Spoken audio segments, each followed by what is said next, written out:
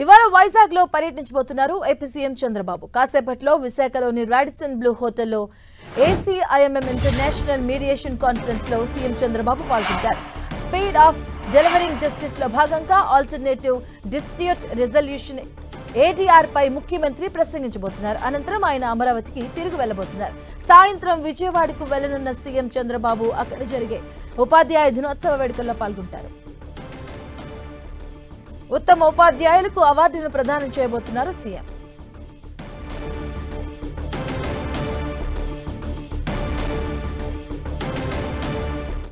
ఇదే అంశానికి సంబంధించిన పూర్తి అప్డేట్స్ మా కరెస్పాండెంట్ విక్రమ్ అందిస్తారు. విక్రమ్,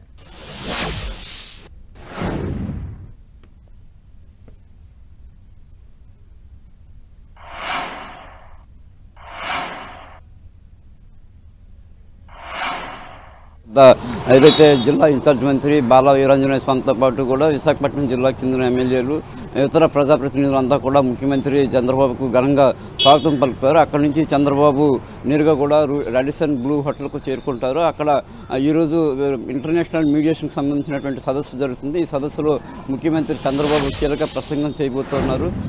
ఇప్పుడు ప్రస్తుతం ఉన్నటువంటి పరిస్థితుల్లో ఈ దేశాల్లో ఉన్నటువంటి ఈ లీగల్ పర్మనెంట్ అంశాలకు సంబంధించి కూడా ఈ సదస్సులో చాలామంది అంతర్జాతీయ జాతీయ స్థాయి ప్రముఖులు నిపుణులు కూడా హాజరవుతున్నారు. వాళ్ళందరినీ ఉద్దేశించి చంద్రబాబు ప్రసంగం చేయబోతున్నారు. అలాగే వివిధ రంగాల్లో అమలవుతున్నటువంటి అంశాలను కూడా ఈ సందర్భంగా చర్చిస్తారు. చర్చించిన అనంతరం పలు కీలకమైనటువంటి తీర్మానాలను కూడా ఈ సదస్సులో చేయబోతూ ఉన్నారు. అయితే ఈ సదస్సుకు సంబంధించి పూర్తయిన తర్వాత చంద్రబాబు ఏదైతే స్వర్ణాంధ్ర 2047కి సంబంధించి ఒక విజన్ ప్రణాళికను రూపొందించడం జరిగింది. అందులో భాగంగా ఇప్పటికే కూడా చంద్రబాబు వివిధ రంగాల ప్రముఖులతో విస్తృతంగా సమావేశాలు, సదస్సులు, సమ్మిట్లు జరుపుతూ ఉన్నారు. గత కొద్ది రోజుల క్రితమే విశాఖపట్నంలో ఇంటర్నేషనల్ ఫుడ్ మ్యానుఫ్యాక్చర్స్తో సమావేశమయ్యారు. రీసెంట్గా కూడా ఆయన మరికొన్ని కీలకమైనటువంటి సమ్మిట్లు, మ్యారిటైమ్ లాజిస్టిక్స్ సమ్మిట్లో కూడా ఆయన హాజరయ్యి వివిధ రంగాలకు చెందినటువంటి ప్రముఖులకు ఆంధ్రప్రదేశ్లో ఉన్నటువంటి అవకాశాలు, అదేవిధంగా ఇక్కడ ఉన్నటువంటి పెట్టుబడులు పెడితే అందిపుచ్చుకొని లాభాల బాట పట్టే అవకాశాలను కూడా చాలా కీలకంగా ఆయన ప్రజెంటేషన్ ద్వారా వివరిస్తూ వస్తున్నారు.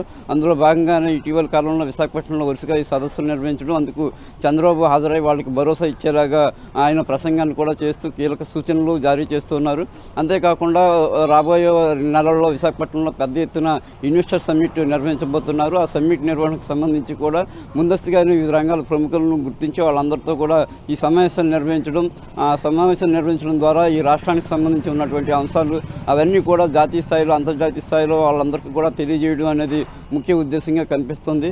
అయితే ఇప్పుడే ఇటీవల జరిగినటువంటి ఈ సమ్మిట్లు, సదస్సుల ద్వారానే చాలా వరకు కూడా రాష్ట్రానికి సంబంధించినటువంటి అంశాలను జాతీయ, అంతర్జాతీయ స్థాయిలో తీసుకువెళ్ళడం చాలామంది ఆసక్తి కనబరుచు ఇక్కడ రాష్ట్రానికి రావడానికి ముందడుగు వేయడానికి కూడా సిద్ధంగా ఉన్నట్టు ప్రకటించడం ప్రకటనలన్నీ కూడా మనం చూసాం.